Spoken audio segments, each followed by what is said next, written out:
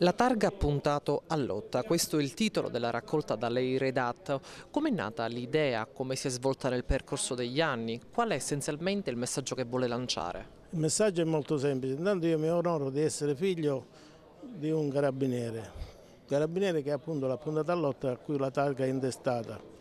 Ora io da ragazzo ho vissuto in caserma, quindi mi sento della famiglia dei carabinieri per quella forma mentis che viene data appunto a ogni componente della famiglia, e quando mio padre è mancato con la famiglia abbiamo deciso di istituire questa targa che rappresenta un elemento di collegamento tra l'arma in servizio e i familiari, per ricordare questa vita trascorsa al servizio della collettività, l'arma fedelissima, l'arma benemerita, così come è intitolata e così come viene riconosciuta da tutti.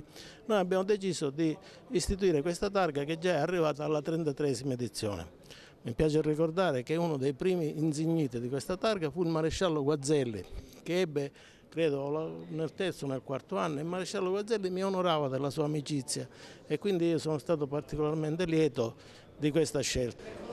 Ma la targa puntata a lotta sostanzialmente sintetizza diciamo, l'affetto che lega da sempre la famiglia Allotta, in particolare l'avvocato Allotta in questo momento, ma il papà dell'avvocato Allotta che era un appuntato dell'Arma dei Carabinieri, la sensibilità e l'affetto della famiglia Allotta nei confronti della nostra istituzione, dell'Arma dei Carabinieri, che vuole essere testimoniata e ogni anno è testimoniata attraverso la presentazione di una targa che sostanzialmente è un premio da attribuire a un militare che sia particolarmente distinto nell'adempimento del dovere e nell'attività di servizio.